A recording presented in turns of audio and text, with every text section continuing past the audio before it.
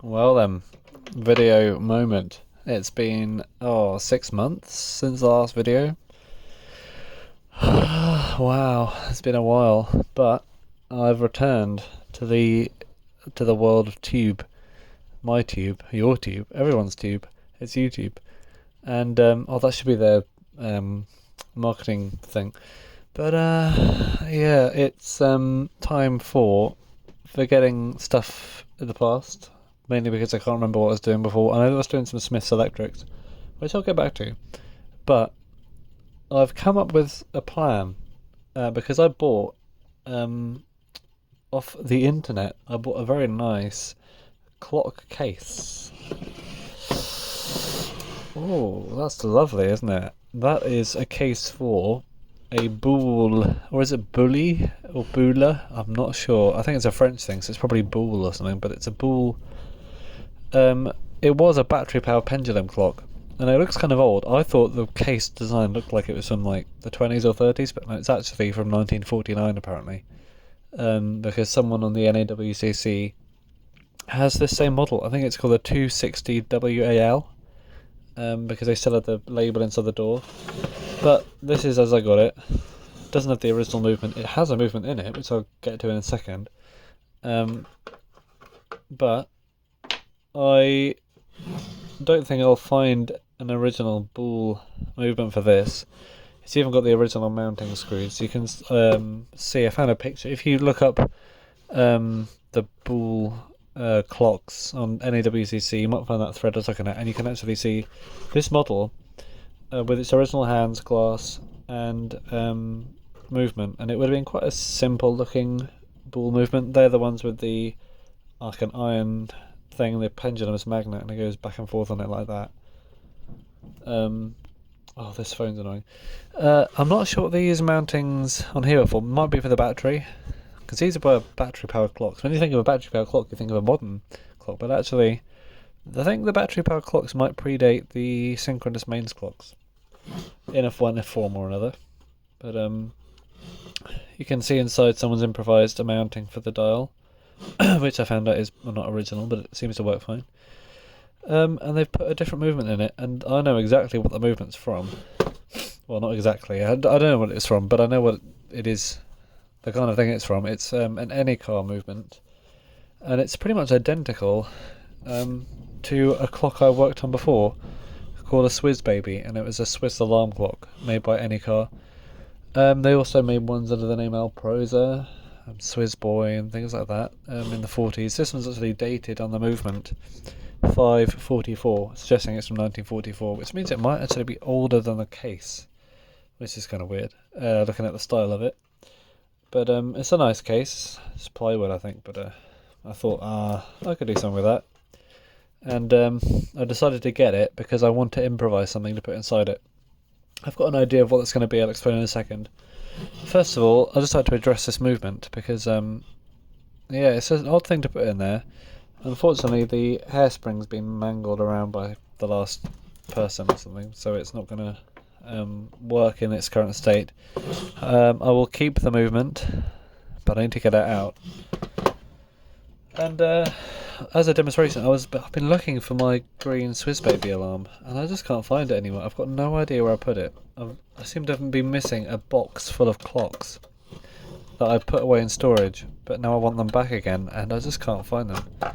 So hopefully I find those soon. I've looked everywhere I thought they could be, with a lot of frustration, but I did not find the clocks that I've put in that box.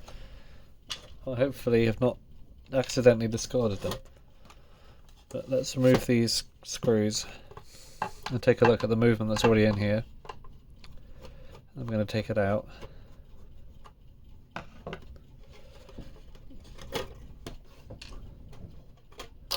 Oops.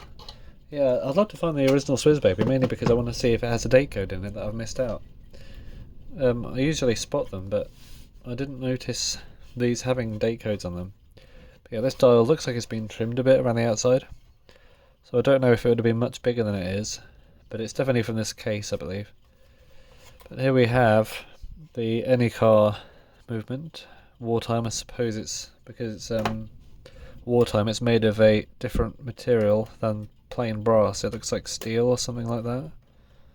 So if I remove the pins holding the movement in, which I've already lost one of in a previous examination, but I put the movement back in just to demonstrate it as it was when I found it. And the spring's expanded out, so I need to wind that up again because it's hard to work on it. Yeah, the other thing with this movement, it's missing the... I think it has a pallet fork lever, but it's missing the pins, which is not very helpful. If I intended on keeping the movement, I will keep it, but not in this case. That's one pin out, and the other pin is over there.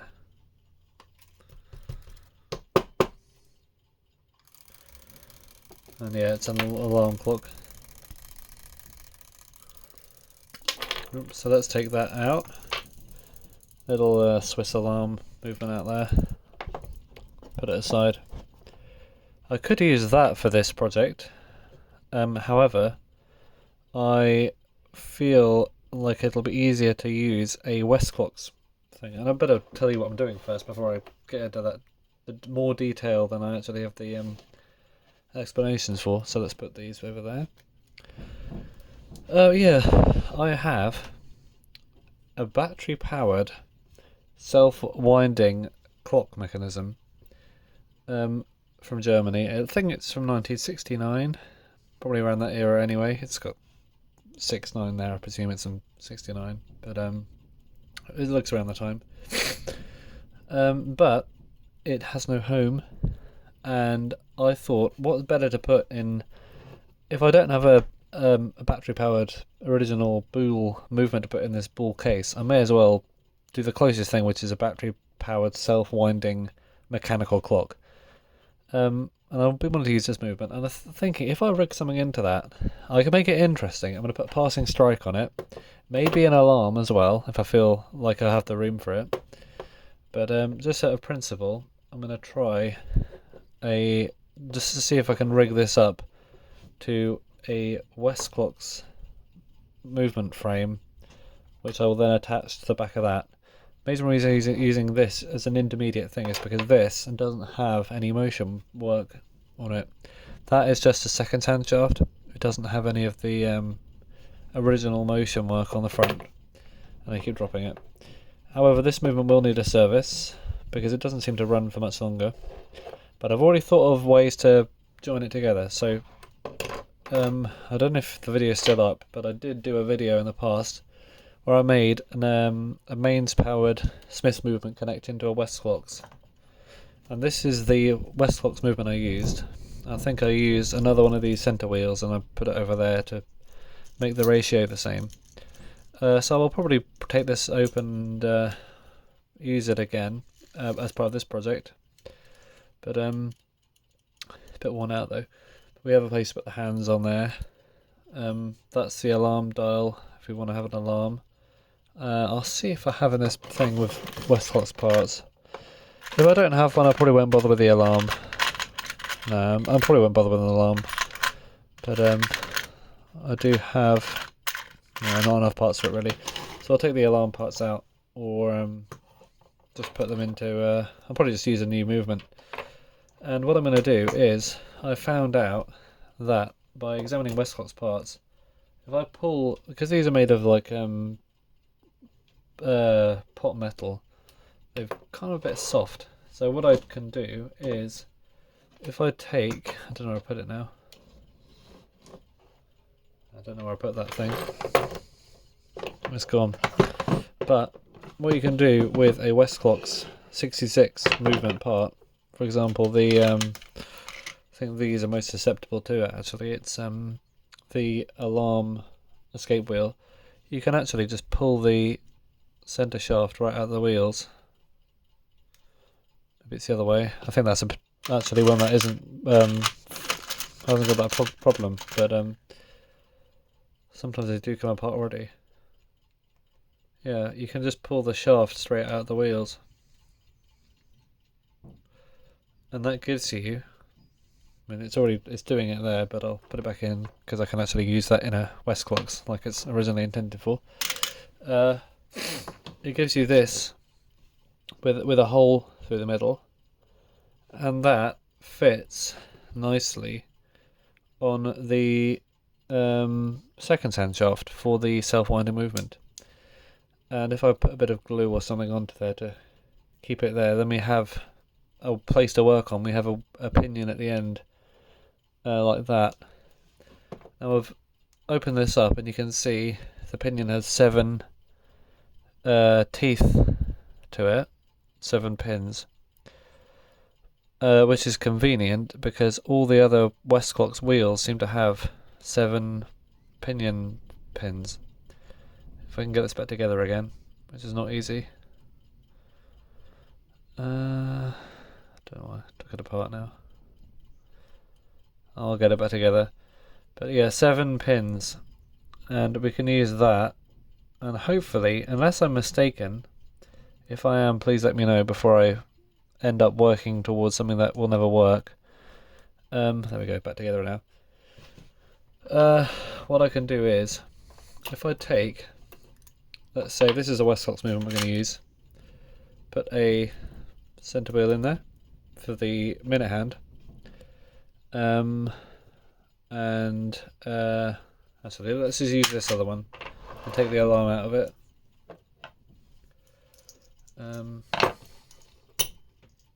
Well, that's going to be a lot of work actually because the alarm shafts are stiff. Alright, let's see if I have the parts I need for this.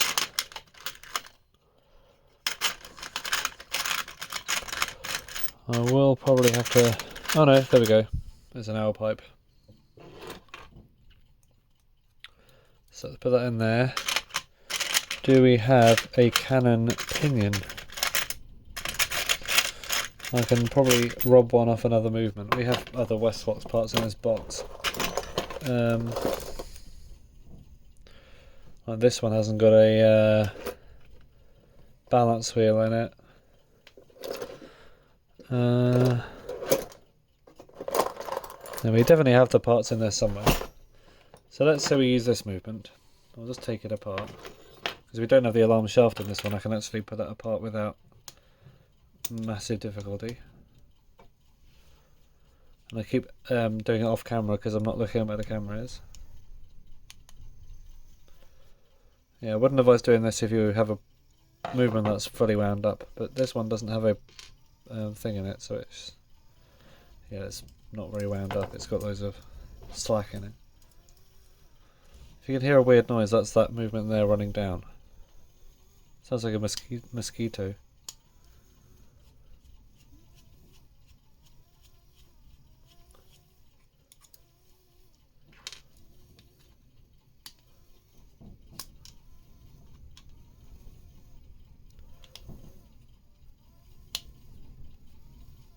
Yeah, these movements, so 66 came out of, a lot of these movements are homeless. Like I've found some old movements, but a lot of these came out of 1950s and 60s. When's this from? 62. So this probably came out of a Good Morning model, Westclox alarm. Pretty common model. I wouldn't take one apart if I had all the parts for it, but because I'm missing some parts, I may as well have a bit of fun with it. So let's take out the escape wheel. Now the escape wheel goes into the thing, but the wheel before it, the fourth wheel, in most mechanical movements, it spins at 1 RPM. It's the same as the second hand. That's if I'm not mistaken. I'm pretty sure that that's the same in most movements. I don't think these movements were ever fitted with the second hand, but I believe the ratio is the same. I'm hoping it is anyway. So this wheel turns at 1 RPM. So I'm hoping that, because this has a 7-pin pinion on the end of it, I'm hoping that another wheel like this one that we're going to use on the thing with 7 pins, if I connect that to the same wheel as the other one's connected to, like that, if I connect that under the same spot, then that should mean the 1 RPM input should make this turn at the right speed. I might be completely wrong about that, but let's put this movement together in a way that suits us. So we have the center. That one's all we really need, isn't it? Quite a clean movement actually. Bit bent. Should be okay for us though. So just these two wheels in here really, like that, and that should be working down towards the right ratio. Are we going to put any other wheels in there? Not really, don't need to. Can eventually, if we feel like we want to add an extra wheel into the thing. But let's just put screws in there. And this is our Westclox movement for the gear ratios. I'm not sure how, I mean if it works, I'm not sure how we're going to attach it into the case. That'll be a different thing, probably a plank of plywood or something with the holes drilled into it, or some sort of Meccano type metal straps.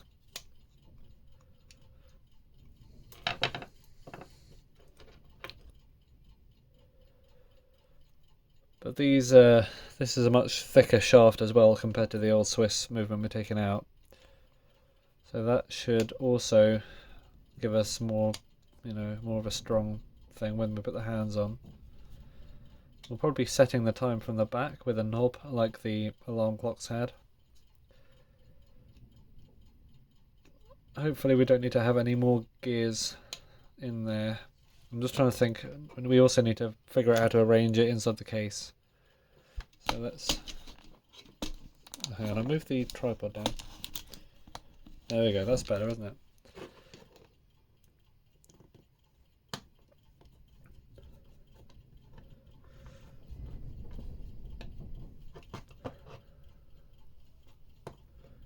I wonder what Westclox were thinking back then. I wonder if they thought people would ever do this, because there was a an advert in a magazine, I think somewhere, which told people how to. It's like a DIY magazine from the 60s or something, where it told people how to make a Teasmade or something like that, and it talked about using a jock alarm, which actually had these same movements in them. That didn't involve taking it apart. That just involved putting something on the back where the winding key is. So it triggers when the alarm goes off. But this should be this connected to that. That if this spins it as a second hand, I think this should keep time. Right, let's put this on there. Now we have a place to put the hour hand. We have a dial to test with, really.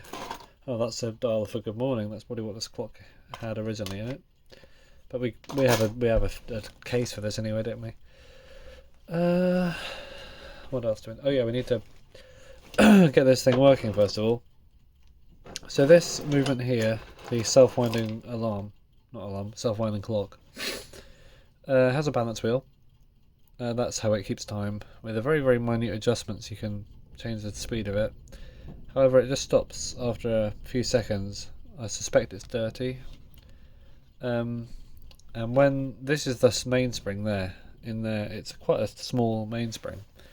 It's like a piece of wire, but that seems to be enough, or at least it was originally, to keep it running for a couple of minutes. And then, as the clock runs down, this fibre wheel turns, and this cam in the middle, that rotates, and as it turns, it moves this black metal lever here in and out, and as the lever turns in and out, this bit of sliding plastic here is a switch, and as the lever turns, it pushes the cam out, pushes the lever out, the lever pushes the switch out, and the switch activates the motor, which is connected to the battery. And the worm drive on the motor turns this around, and it keeps on turning it until it pushes this cam back in again, and that cuts off the motor. So it's wound the mainspring back to its original position, fully wound again. I love the design, it's great. I love this movement. But as it's not working, first of all, put these Westclox parts back, because I already get lost with it. Oh, that's not part of it, that's part of the Anycar. Let's put that to one side. Oh, over there. These are the case. We're done with that. I think these can go back. I think we've got one of those already. I think we've got that. Let's put these back. Oh, nice mainspring there. You can use that. And that's our movement for this. Nice to be organised, which I'm totally not. But when it's done, this will go onto there. Perhaps even I could take the wheel out and just have the pinion on the end. And that is somehow going to... Oops. Well, let's take it off anyway. Somehow it's going to work like that. Oh, not much room, but I think we could potentially get it to work. Maybe if I extend it a bit like that. That configuration could be a working one. I think it'd be better if I take these out and I just put them all, I'll put all the pins in one side of it like that.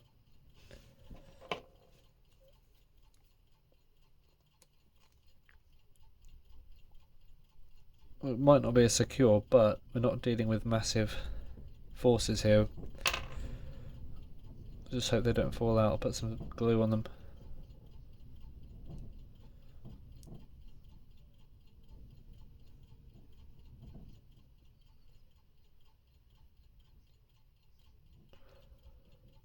There we go. Yeah, that's our pinion then, and that'll be attached to the end of this, like that. That's our drive for the thing, and if we turn the balance wheel a bit, we can see potentially if it actually wants to run, that it does turn very slowly as a second hand would. Actually, that's a good point. Is it turning in the right direction? If it's like that, then yes, it will. Okay, it will be turning in the right direction because it's clockwise, anti-clockwise, clockwise, and that looks like it's going to mesh quite well. I've got a bit of faith for this project. I think this could be quite an interesting idea. So let's not lose that. Let's put these aside. Keep that anyway. And before I end the video, I'm going to take this apart so it's ready for cleaning. So that just comes out fine. All right, let's put these in a container so I don't lose them. I could use this cardboard box which had... Did you know this packaging is recyclable? It's made from 90% recyclable materials. Put them in there. Balance wheel connected to that. Actually, well, this one's already slightly undone. If I just undo these like that, hold on to the black wheel so it doesn't spin out into nothingness. Well, the brass one underneath that, sorry, that's probably a better one to hold on to.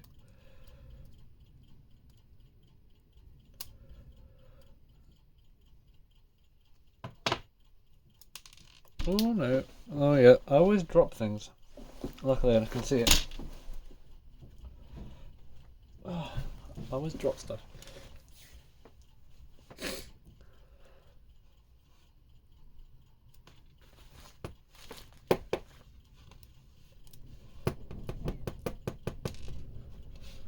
Some nuts.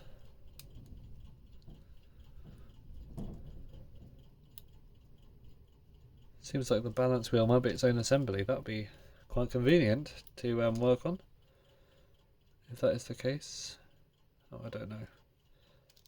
Well, it's coming apart anyway. With these tiny dual movements, I would be quite careful. Set that off, then we can take a look at these. Escape wheel. Yeah, these are covered in fluff. That could use a clean. I think this could be working when it's cleaned. Covered in dirt and all that. Now you'd think this would start spinning because of the mainspring. Did it? Was it even wound up at all? Actually, if we put this, can we take the balance wheel off? Yes. But it's not coming off. Oh no, it's not. It's attached. Okay. Well, I'll just have to be very careful with that. I was thinking we could reattach it just to wind the thing down, but maybe not. It doesn't seem like there's much. Oh yeah, there we go. That's the force of the very weak mainspring in there. Now we need to make sure when we take this off that it's as it should be. Maybe we don't even need to disassemble this part. To be honest, I'd rather not, because it's a bit of a mess of levers and things in there, and it seems quite inconvenient. However, what I will do is demonstrate the self-winding movement using this AA battery cell. Which end is which.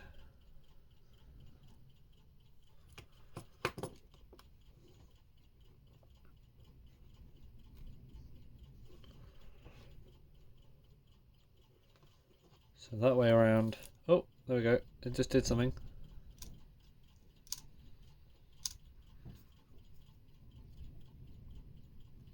No, I think it's the wrong way around, isn't it?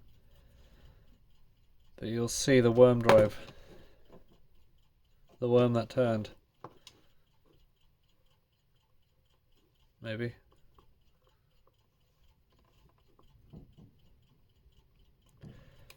Oh, there we go.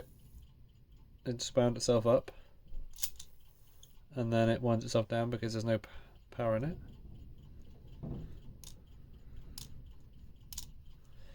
Yeah, you'd think it would just keep going and going, so I don't know what's wrong with that. Is it even the right way?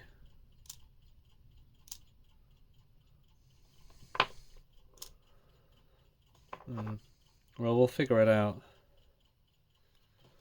at some point.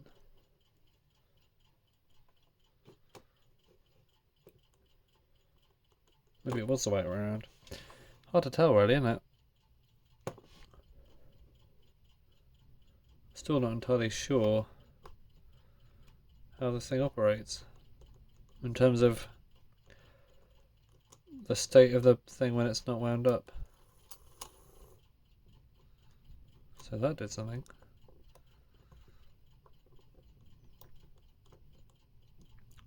You'd expect it to just keep going round and round though, considering there's no parts on it. It would just keep unwinding itself and it would keep winding itself back up. So that's what I'm hoping happens, but unless I'm missing something. I don't know what's going on. Yeah, like now the switch is open. The switch is closed. Or is it? Yeah, the switch should be closed. Must be the wrong way then. Must be the other way. Right, I better end the video because it's getting long. I'm just not entirely sure. If anyone can help with this, I'll be very grateful as to why this isn't doing what I expect it to do.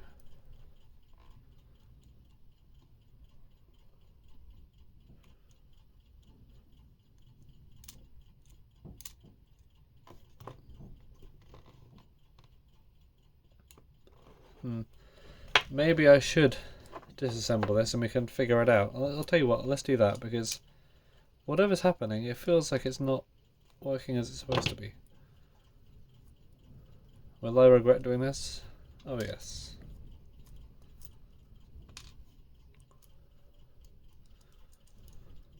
That holds the lever on. Oh, I see, okay. Well, something just made it unwind. I feel like it wasn't as it should be, to be honest. And let's leave that on, because that is the mainspring, and I don't want to unwind it because it's not your average mainspring. It is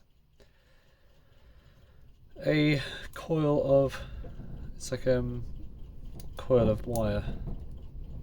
So now if we try the battery, I'll have to manually open the switch. Oh no.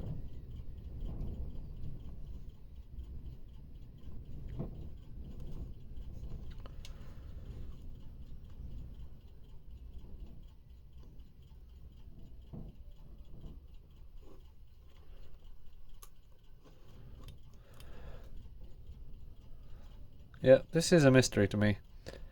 If anyone can help, please let me know.